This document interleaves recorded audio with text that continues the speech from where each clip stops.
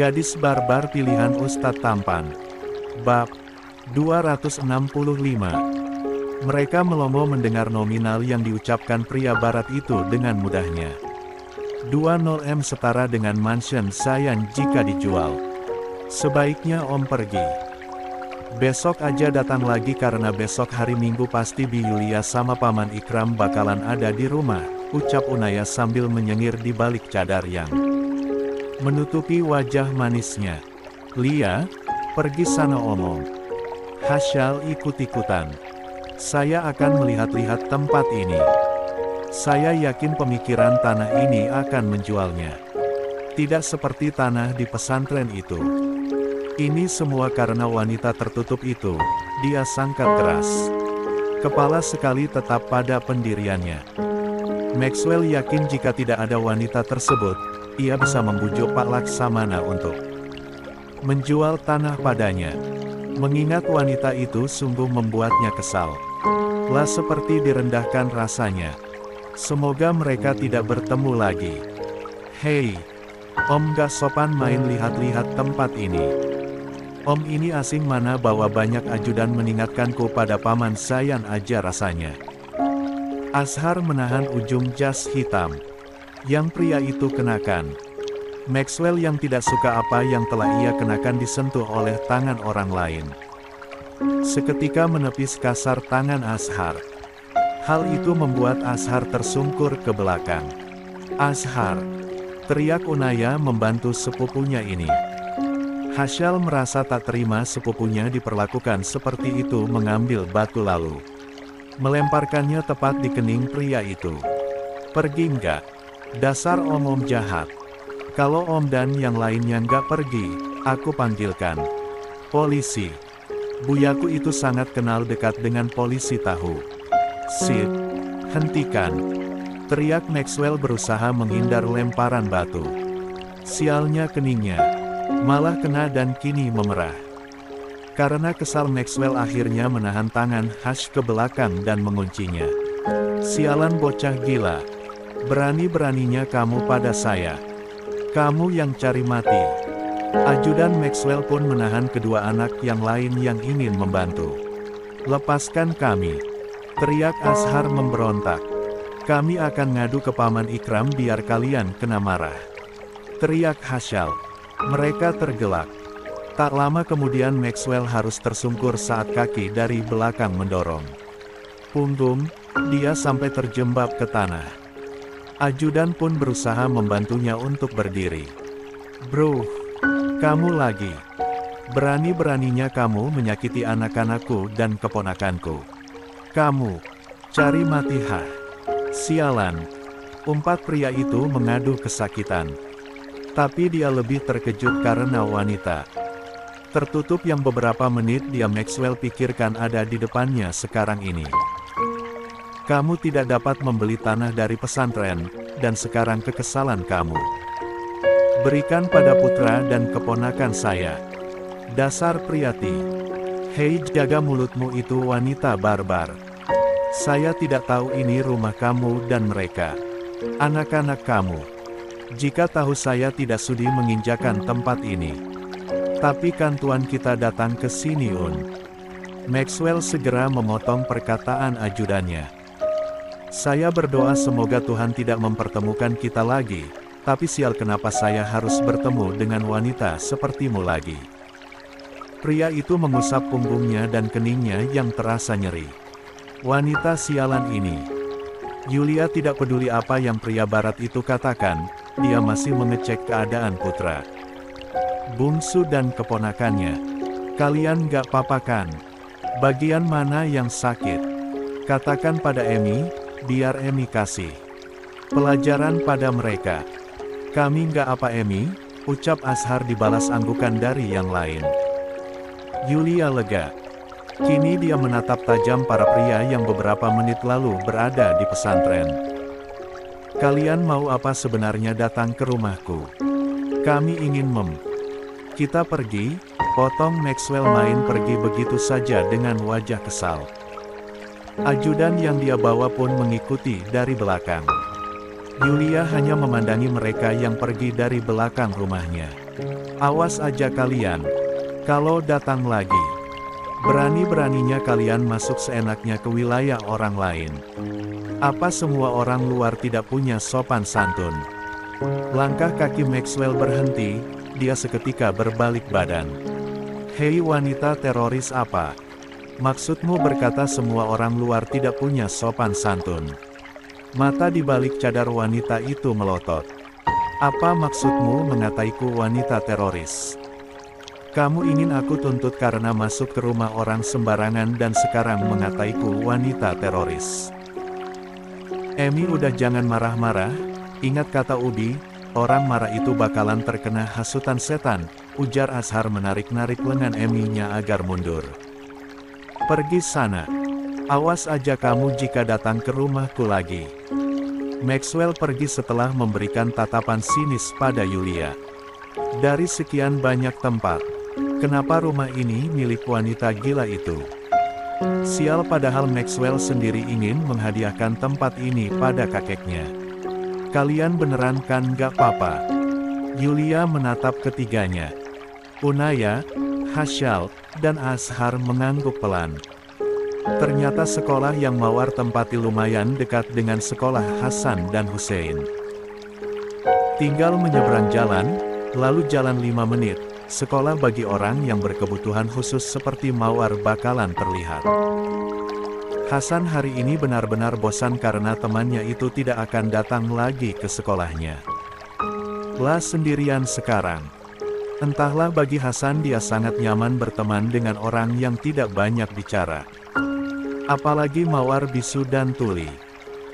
Bukan bermaksud Hasan merendahkan, tapi dia sangat nyaman berteman dengan orang seperti Mawar.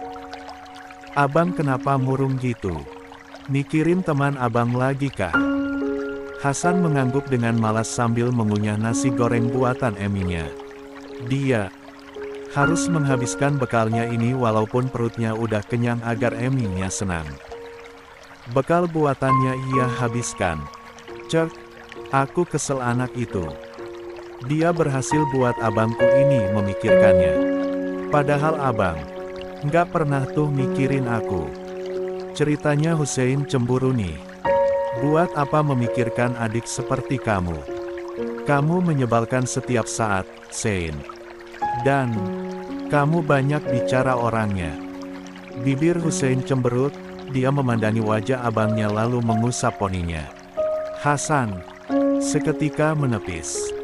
Jangan sentuh rambutku. Sein cuman mau cek bekas jahitan abang. Kenapa? Kamu mau lihat jelas jika abang punya bekas luka sedangkan kamu nggak punya. Aish, Bang Hasan selalu berpikir negatif tentang Sein. Untung aja adikmu ini nggak sakit hati. Sein cuman mau lihat nggak ada niat apapun. Hasan menutup bekal miliknya lalu berdiri. Abang mau kemana? Kemana aja, yang penting nggak ada kamunya. Kamu ganggu abang makan tahu. Abang gak suka makan diganggu. Hussein semakin cemberut. Dasar abang antisosial. Awas lo, antisosial itu tanda-tanda orang jadi psikopat. Kata siapa? Kata Nono. Kamu masih berteman dengan anak nakal itu, Sein. Kedua tangan Hasan terkepal kuat. Nggak temenan kok, kami cuman ngobrol biasa tadi. Jauhi dia. Sein tuh mau jauhi Nono, tapi dia suka ajak Sein bicara dan obrolannya asik banget, apalagi Sein suka dikasih makanan ringan. Kata Ubi, kita kan nggak boleh sombong sama teman kelas kita. Orang sombong itu kan nggak disukai oleh Allah. Kan ada firman-Nya dari Allah. Dan janganlah kamu memalingkan mukamu dari manusia, karena sombong, dan janganlah kamu berjayan di muka bumi dengan angkuh. Ya tapi jangan Nono, dia kan nakal, Sein. Hasan benar-benar pusing menghadapi tingkah adik pertamanya ini. Berbeda dengan Azhar yang gampang menurut padanya. Hussein itu tipikal orang yang patuh tapi juga pemberontak. Tapi benar antisosial itu Nono yang bilang. Tanya anak itu lagi pada adiknya. Akhir-akhir ini Hasan sering mendengar kata antisosial disematkan padanya dari orang lain. Ternyata sumbernya adalah Nono, pria gendut itu benar-benar. Bang, emangnya kenapa? Abang kan emang antisosial. Antisosial itu kan gak bisa bergaul dengan orang lain. Hasan menghela napas panjang. Antisosial itu gangguan mental, Sein. Nono secara nggak langsung bilang jika aku punya gangguan mental. Gangguan kepribadian antisosial adalah suatu kondisi mental di mana seseorang cenderung mengabaikan hak dan perasaan orang lain dan seseorang yang juga suka mencari masalah troublemaker dengan sengaja dan membuat orang lain marah atau murka. Tidak hanya itu, seseorang dengan ASPD juga memiliki kecenderungan untuk memanipulasi atau bersikap kasar terhadap orang lain. Orang yang punya gangguan antisosial itu punya sifat lebih ke negatif bukannya ke positif.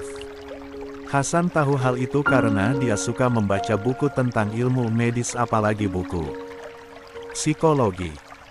Aku kalau dikatain orang introvert akan diam, tapi antisosial itu nggak ada dalam diriku. Aku nggak pernah berbuat masalah dengan orang lain. Lia benar, abang malahan selalu menghindari masalah. Di mana Nono sekarang? Mau ngapain? Hasan memandangi adiknya. Kamu juga tahu kalau ada orang yang cari masalah sama abang gak akan tinggal diam. Abang emang selalu menghindari masalah tapi kalau orang lain duluan cari masalah abang gak akan diam gitu aja. Hussein takjub akan kata-kata panjang dari abangnya ini. Tapi bang, abang mau berantem sama Nono. Enggak, aku nggak suka bertengkar. Itu akan sangat melelahkan.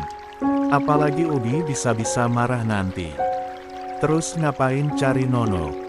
Mau kasih paham ke dia. Paham apa? Kamu banyak tanya banget jadi orang, Sein. Hussein menyengir sambil memeluk lengan abangnya. Ya maaf aku kan orangnya penasaran, hehehehe.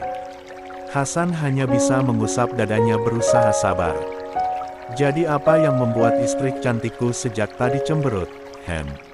Mas lihat dari tadi. Kamu kayak batmut mulu. Wanita yang memakai pakaian rumahan itu memandangi sosok suaminya lewat cermin. Kini Ikram memberikan kecupan di leher jenjangnya dengan lembut membuat hati Yulia berdesir. Kalau aku ceritain, kekesalanku nanti semakin bertambah mas. Malahan enak kalau kita sedang kesal ada yang dengerin kekesalan kita. Nanti kan si pendengar kasih solusi biar nggak kesel lagi.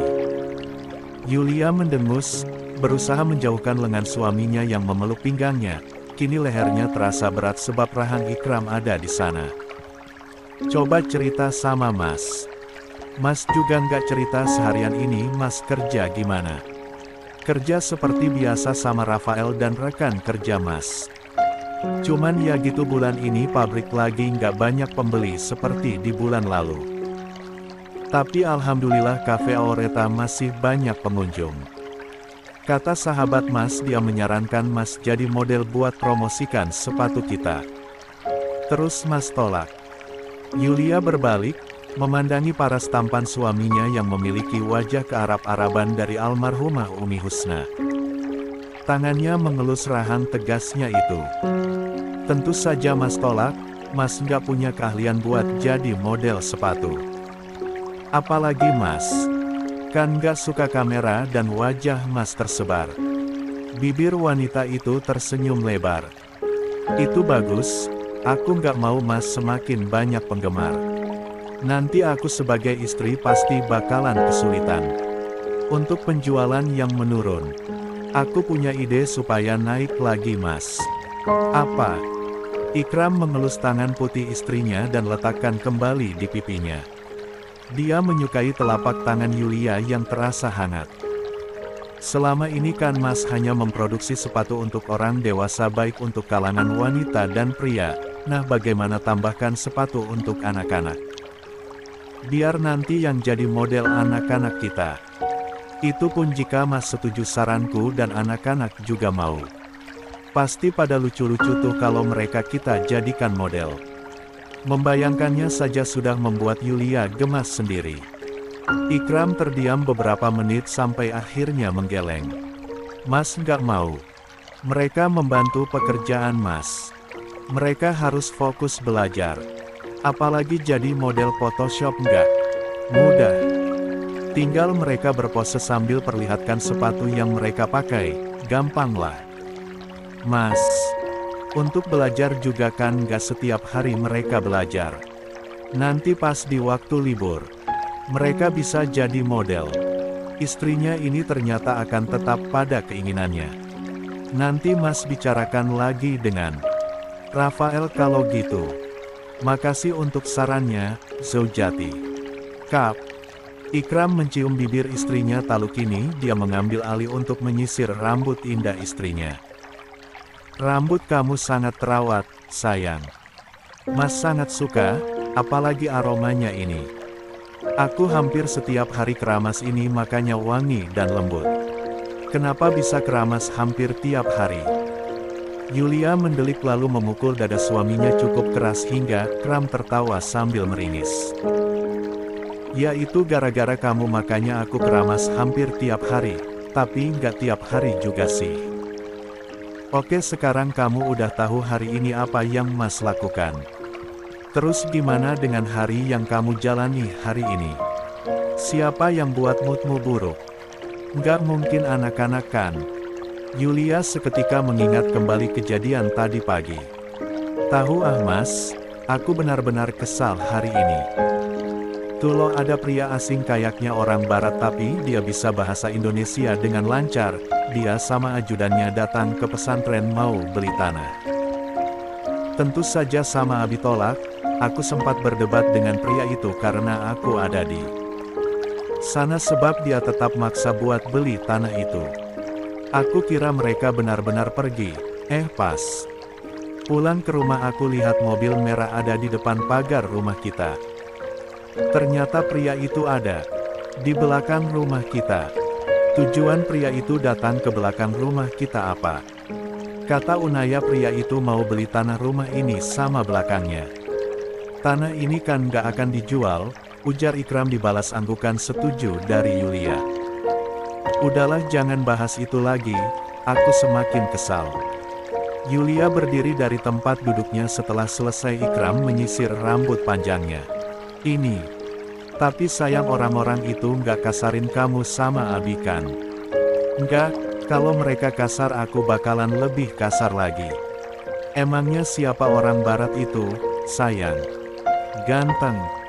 Nggak mau tahu aku sama tuh pria barat yang nggak ada sopan santunnya. Lihat dia.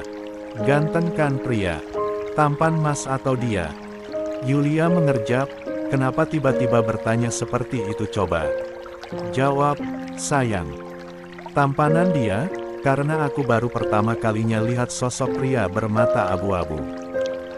Senyuman di bibir Ikram seketika menurun, dia memasang wajah kesalnya. Kamu bilang, dia tampan di depan suamimu sendiri, sayang. Kan Mas suruh aku jujur. Tentu saja Mas juga tampan, cuman kalau dibandingkan pria itu, lebih tampan sih. Kan udah aku bilang mata abu-abunya sangat langka. Oke sekarang Ikram semakin kesal. Tapi mata abu-abu. Entah kenapa mengingatkannya pada sosok pria yang pagi tadi Rafael tunjukkan fotonya. Tapi tidak mungkin kan? Seharusnya kamu bilang tampanan Mas daripada pria itu. Yulia menangkup kedua pipi suaminya. Ulu-ulu, ceritanya suamiku ini cemburu ya? Enggak. Mas cuman kesal karena di mata istri sendiri ada yang lebih tampan daripada suaminya.